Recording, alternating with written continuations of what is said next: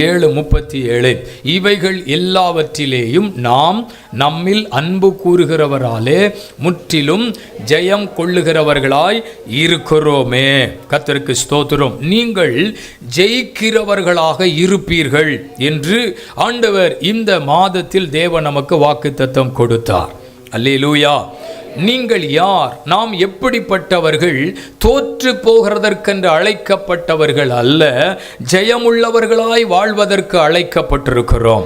வேதம் சொல்லுகிறது, இவைகள் எல்லாவற்றிலேயும் ஜெயம் கொள்ளுகிறவர்களாக இருப்பீர்கள். நாம் இந்த உலகத்தில் வாழ்கிற வாழ்க்கை வெற்றியான வாழ்க்கையாக இருக்க வேண்டும்.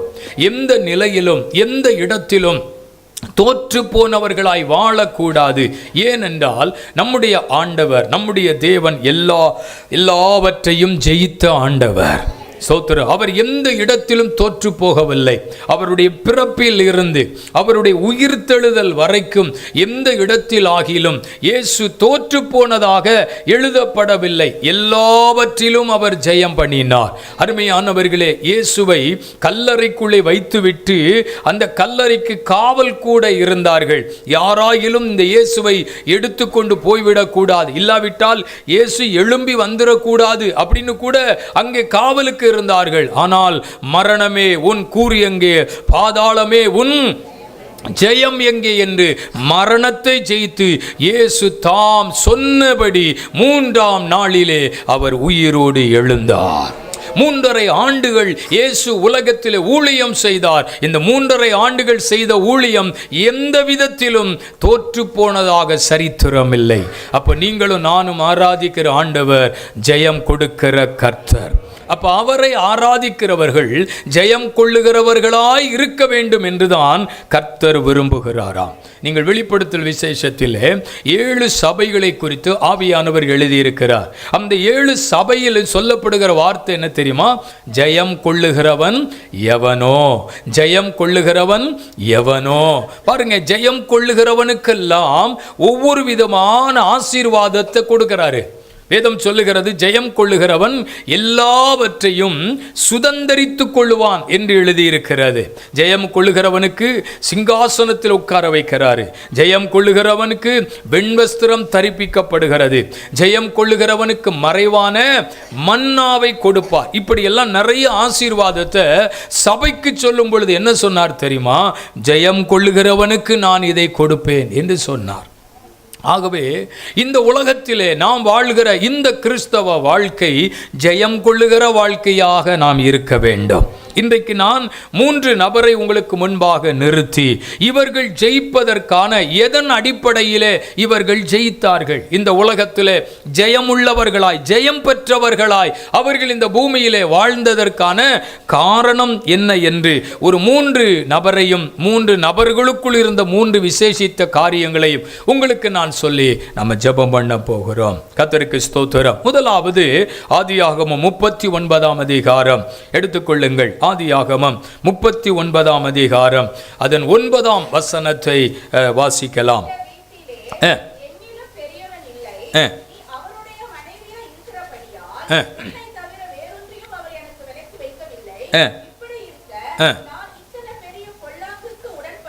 இவ்வளவு பெரிய பொல்லாப்புக்கு நான் உடன்பட்டு தேவனுக்கு விரோதமாய் நான் பாவம் செய்வது எப்படி என்றான்.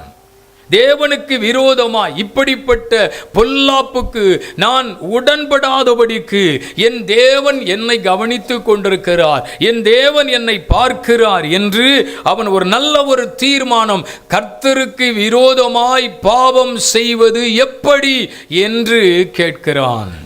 யோசேப்பினுடைய ஜெயம், யோசேப்பினுடைய வெற்றியின் வாழ்க்கை, யோசேப்பினுடைய ஜெயம் எதன் அடிப்படையில் இருந்தது தெரியுமா?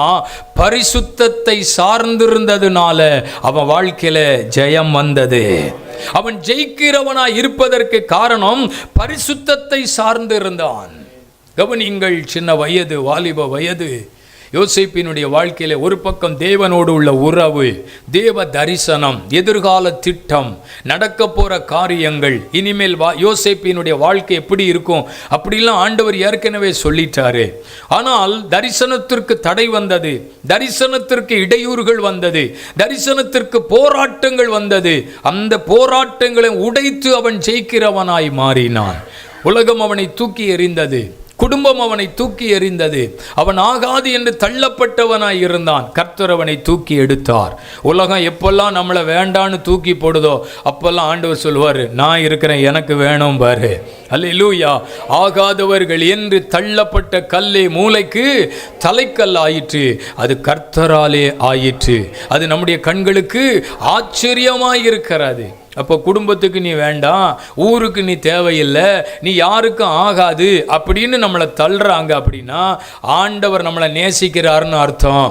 ஆண்டவர் நம்ம மேலே ஒரு அன்பு வைத்திருக்கிறார்னு அர்த்தம். என்னை யாரும் கவனிக்கலையே, என் மேலே அன்பு செலுத்தலையே, என்னை எல்லாரும் தூக்கி போடுறாங்களே, எல்லாருக்கும் நான் ஆகாதவனா போயிட்டேனே அப்படின்னு நீங்கள் நினைக்கிறீங்கன்னா ஆண்டவர் உங்கள் மேலே பிரியமாக இருக்கிறார்னு அர்த்தம். எங்கேயாவது ஒரு இடத்துல தள்ளுனாதான் ஒரு இடத்துல சேர்க்க முடியும். ஆமென். அப்போ யோசேப்பு உலகமே வெறுத்துட்டு, யோசேப்பு உலகமே தூக்கி போட்டுச்சு. ஆனால் ஏதோ ஒரு கிருபை, அந்த யோசேப்பு ஒரு நல்ல வீட்டுக்கு போகிறான், போத்திபாருடைய வீட்டுக்கு போகிறான். அந்த வீட்டில் பெரியவனாய் இருக்கிறான். யோசேப்பு தேவனுடைய பிள்ளை என்பது போத்திபார் வீட்டில் தெரியும். யோசேப்பு தேவனோடு உறவாடுகிறவன் என்று அந்த வீட்டிலே தெரியும். யோசேப்பின் நிமித்தம் அந்த வீடு என்ன செய்தது? ஆசீர்வதிக்கப்பட்டது என்று தெரியும். ஆனால் ஒரு இடையூறு வருது, ஒரு நெருக்கம் வருது, ஒரு சோதனை வருது. அருமையான போத்திபாருடைய மனைவி யோசேப்பின் மேல் கண் வைத்து அந்த பாவத்திற்கு உடன்படும்படி அவனை அழைக்கிறாள். ஆனால் அவன் சொல்லுகிறான், நான் கர்த்தருக்கு விரோதமாக எப்படி பாவம் செய்ய முடியும்? என்னை தூக்கி எடுத்தது அவர்தானே, என்னை காப்பாற்றினது அவர்தானே, இந்த வீட்டுக்கு கொண்டு வந்தது அவர்தானே, எனக்கு தரிசனம் கொடுத்தது அவர்தானே, என் வாழ்க்கையினுடைய எதிர்காலம் எப்படி இருக்கும்னு சொன்னது அவர்தானே. அந்த தேவன் எல்லாவற்றையும் பார்த்து கொண்டிருக்கிறாரே, அந்த தேவனுக்கு விரோதமாய் எப்படி நான் பாவம் செய்ய முடியும்? அப்போ அந்த யோசேப்பு ஜெயிக்கிறதுக்கு காரணம் என்னன்னா, அவன் பரிசுத்தத்தை சார்ந்திருந்தான். அல்லேலூயா. யோசேப்பினுடைய ஜெயம் பரிசுத்தத்தை சார்ந்திருந்ததுனால. நான் இன்னைக்கு சொல்லுகிறேன், உலகம் பாவம் நிறைந்தது தான், உலகம் அக்கிரமம் நிறைந்தது தான். இந்த உலகம் பாவத்துக்குள்ளே தான் கிடக்குது, இந்த உலகம் அக்கிரமத்துக்குள்ளே தான் கிடக்குது. இப்படிப்பட்ட உலகத்தில், கேடுகட்ட உலகத்தில் தான் நீங்களும் நானும் வாழ்ந்து கொண்டிருக்கிறோம். ஆனால் ஒவ்வொரு நாளும் தேவன் நமக்கு நியமித்த இந்த ட்ராக்கில் நம்ம போகிறோன்னா அதற்கு காரணம் தேவன் நம்மையில் வைத்த அவருடைய கிருபை. இந்த உலகம் கவனிக்கிறது, இந்த உலகம் எங்கேயாவது நம்மை கொண்டு தள்ள வேண்டும் என்று நினைக்கிறது. சாத்தான் பல உபாய தந்திரங்களை ஏற்படுத்துகிறான். எப்படியாவது இவங்களை எங்கேயாவது தள்ளி அழிச்சிடலாமா, இவங்க வாழ்க்கையை சீர்குலைச்சிடலாமா, இவங்களுடைய வாழ்க்கையினுடைய நிலையை ஒன்றுமில்லாமல் ஆக்கிடலாமான்னு சொல்லி தேவ பிள்ளைகளே, சத்துருவானவன் பாருங்க பல உபாய தந்திரங்களை நமக்கு நேராக எழுப்பி கொண்டிருக்கிறான். பாவ சோதனை இந்த உலகத்தில் தேவ பிள்ளைகளுக்கு அதிகமாக வருகிறது. ஆனால் பரலோகத்தின் தேவன் பார்த்து கொண்டிருக்கிறாரே, இந்த தேவன் கவனித்து கொண்டிருக்கிறாரே என்கிற ஒரு எண்ணம், இந்த தேவனுக்கு விரோதமாய் நான் எப்படி பாவம் செய்ய முடியும் என்று சொல்லி ஒரு தேவ மனுஷன் கேட்கிறானா, அவன் பரிசுத்தத்தை சார்ந்திருக்கிறான் என்று அர்த்தம். அல்லேலூயா. இப்படி பரிசுத்தத்தை சார்ந்திருக்கிறவனுக்கு சோதனை ஜாஸ்தியாத்தான் இருக்கும். அல்லேலூயா. ஆனால் அந்த சோதனை அவனுக்கு சாதனையாக மாறும். நமக்கு வர்ற சோதனைலாம் ஒரு நாள் சாதனையாக மாற்றணும்னா கர்த்தருக்கு பயப்படுற பயம் நம்ம இருதயத்தில் இருக்கணும். அல்லேலூயா. அனுபவிப்போம், அனுபவிக்கிற காலம் அப்புறம் பார்த்துக்கலாம் அப்படின்னு நினைக்காதீங்க, அப்படின்னு எண்ணாதீங்க. அருமையானவர்களே, இன்னைக்கு இருக்கிறோம், நாளைக்கு இருப்போமா தெரியாது. இருக்கிற காலம் முழுவதும் ஆண்டவருக்காக வாழணுங்கிற எண்ணம் நமக்கு தேவை. கர்த்தருக்கு ஸ்தோத்திரம். வேதம் சொல்லுகிறது, காலங்கள் கடந்து போயிற்று. யோசேப்புக்கு ஆண்டவர் கொடுத்த ஜெயம் என்ன தெரியுமா? ஆதியாகமம் 41:41. பார்வோன் தன் கையில் இருக்கிற முத்துரை மோதிரத்தை கழற்றி யோசேப்பின் கையிலே கொடுத்து, வாசிங்க வசனத்தை. எகிப்து தேசம் முழுமைக்கும் உன்னை அதிகாரியாக்கினேன் என்று சொல்லி பார்வோன் தன் கையில போட்டிருந்த முத்துரை மோதிரத்தை கழற்றி அதை யோசேப்பின் கையிலே போட்டான். போதும், பார், உன்னை எகிப்து தேசம் முழுமைக்கும் நான் எப்படி மாற்ற போறேன்? அதிகாரியாய் மாற்ற போகிறேன். யோசேப்பின் காரியம் ஜெயமா இருந்துச்சா? அல்லேலூயா. ஐயா, கொஞ்ச நாளைக்கு முன்னால குழியில கடந்தவன், கொஞ்ச நாளைக்கு முன்னால ஜெயிலுக்குள்ள கடந்தவன். ஆனா எதற்காக இந்த பாடு, எதற்காக இந்த பிரச்சனை? அவன் பரிசுத்தத்தை சார்ந்திருந்தபடியினாலே சோதனைக்கு மேல சோதனை தேவ மனிதனுக்கு வந்தது. ஆனால் அதுதான் ஒரு நாளில் அவனுக்கு சாதனையாய் மாறினது. கர்த்தர் அவனை உயர்ந்த இடத்தில் உட்கார பண்ணினார். எகிப்து தேசம் முழுமைக்கும் கர்த்தர் அவனை எப்படி மாற்றினாராம் பாருங்கள். சத்துருக்கள், தூக்கி எறிந்தவர்கள், ஆகாதென்று தள்ளப்பட்டவர்கள், புறக்கணிக்கப்பட்டவர்கள் காலில் வந்து விழக்கூடிய அளவுக்கு கர்த்தர் யோசேப்பை ஜெயமா மாற்றினாரு. அல்லேலூயா, ஸ்தோத்திரம். நாம் இந்த உலகத்தில் ஜெயிக்கிறவர்களாக இருக்க வேண்டும். ஆமென். ஜெயிக்கிறவர்களாக வாழ வேண்டும். கர்த்தருக்கு ஸ்தோத்திரம். பரிசுத்தத்தை சார்ந்திருந்ததினாலே யோசேப்பு ஜெயமுள்ளவனாய் இருந்தான்.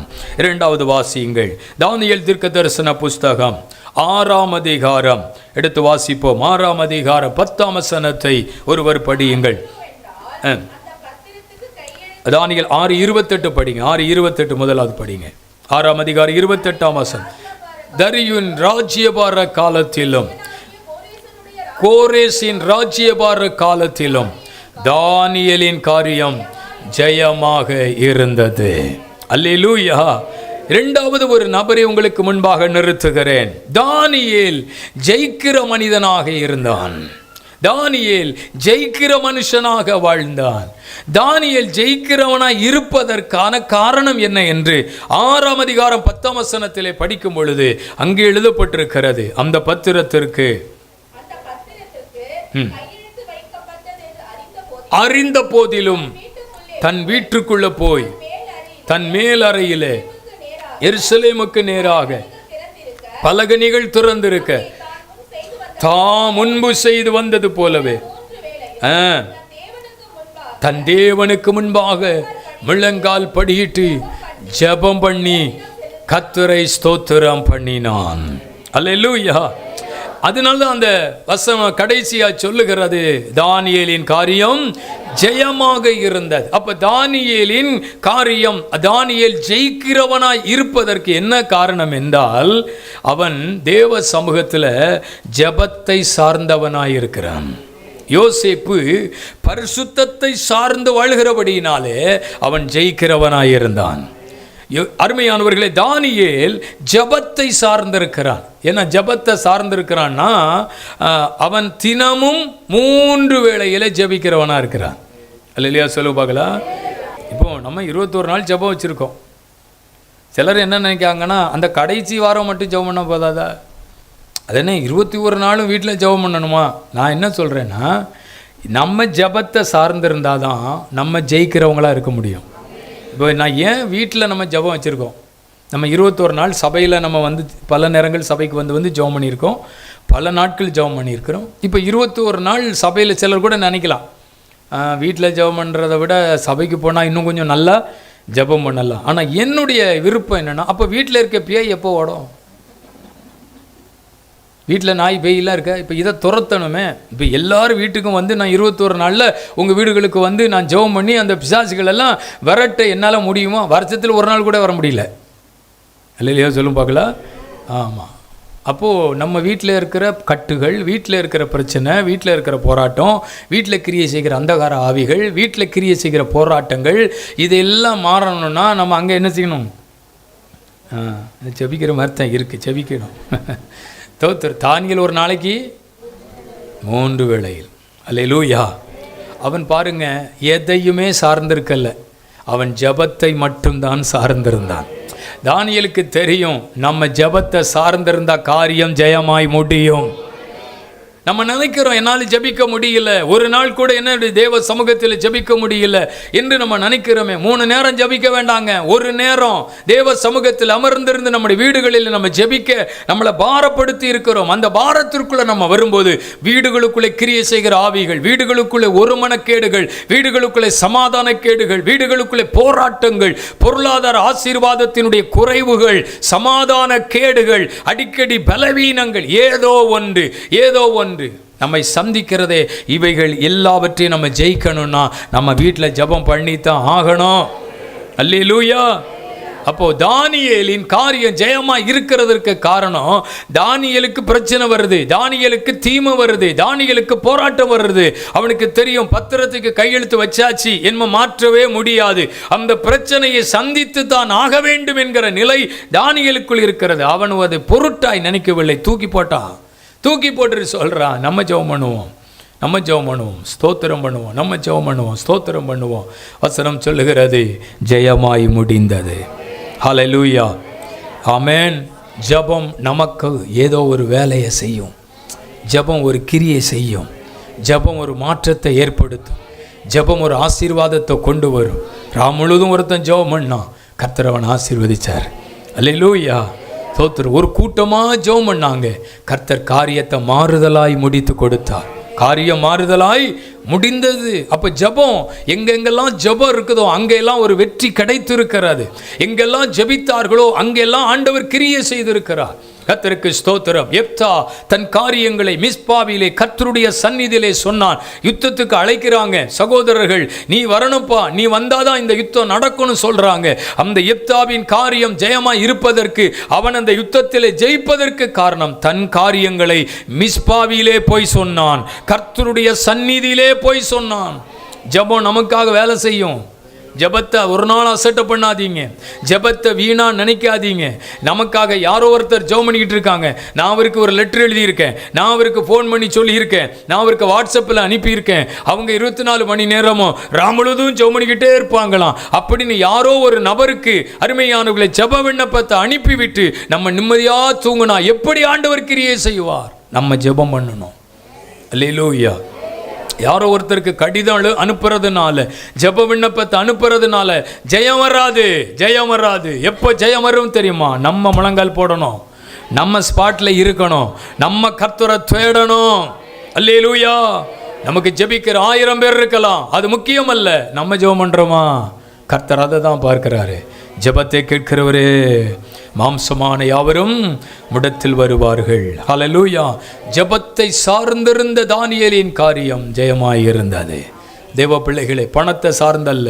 பணம் எப்போ வேணாலும் வரும், எந்த நேரத்திலும் வரும். கர்த்தருக்கு ஸ்தோத்திரம். இன்னைக்கு வரைக்கும் ஏழையா இருக்கான், நாளைக்கு ஒரு லாட்டரி எடுத்து கோடீஸ்வரனா மாறிடுறான், ஒரே நாள் கோடீஸ்வரனா மாறுறான். பணம் எப்போ வேணாலும் அது மாதிரி மாறிக்கிட்டே இருக்கும், எந்த நேரத்திலும் மாறும்.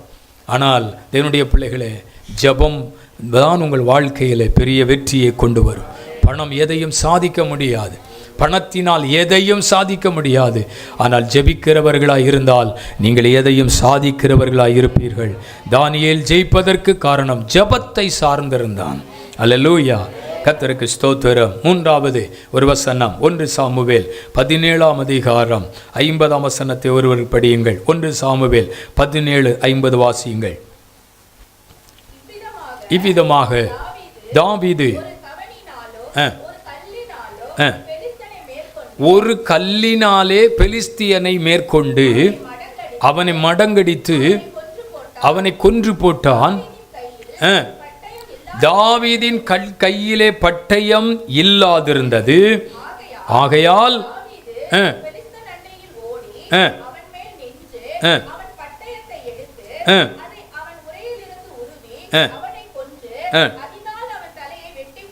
போதும். பட்டயம் இல்லை, ஆனால் பெலிஸ்தியனின் தலை கையிலே இருந்தது. அல்லேலூயா. தாவீதை குறித்து நம்ம படிக்கிறோம். தாவீது ஜெயிக்கிறவனாய் இருந்தான். ஸ்தோத்திரம். தாவீது ஜெயிப்பதற்கான காரணம் என்ன தெரியுமா? இந்த யுத்த களத்திலே இறங்கி அவன் ஒரு பெரிய வெற்றியை இஸ்ரவேலுக்கு அவன் எடுத்து கொடுப்பதற்கு காரணம் அவன் நம்பிக்கையை சார்ந்தவனாய் இருந்தான். அல்லேலூயா. எதை சார்ந்திருந்தான் தெரியுமா? நம்பிக்கையை சார்ந்திருந்தான், விசுவாசித்து சார்ந்திருந்தான். நல்ல கவனிங்க, பட்டயம் இல்லை. யுத்த களத்துக்கு போறவனுக்கு ஆயுதம் தேவை. இவன் சத்துருக்களை மேற்கொள்வதற்கு ஆயுதம் தேவை. அப்போ அவன் கையில பட்டயம் இல்லை. கர்த்தருக்கு ஸ்தோத்திரம். என்ன இருந்துச்சான்? கல் இருந்துச்சான். நல்ல கவனிங்க, அவன் கையிலே பட்டயம் இல்லை, அவன் கையில் என்ன இருந்தது? கல் இருந்தது. யுத்தத்திற்கு போகிறவன் யாரையா கல் எடுத்துட்டு போவான்? ஈட்டியோட போகணும், அம்போட போகணும், பட்டயத்தோட போகணும். ஏன்னா அது சாதாரணமான யுத்தம் அல்ல. இந்த யுத்தத்தை மேற்கொள்வதற்கு இதெல்லாம் வேணும். ஆனால் தாவீதினுடைய கையிலே எதுவும் இல்லை. ஆனால் தாவீது ஜெயமுள்ளவனாய் திரும்பி வருகிறான். அல்லேலூயா.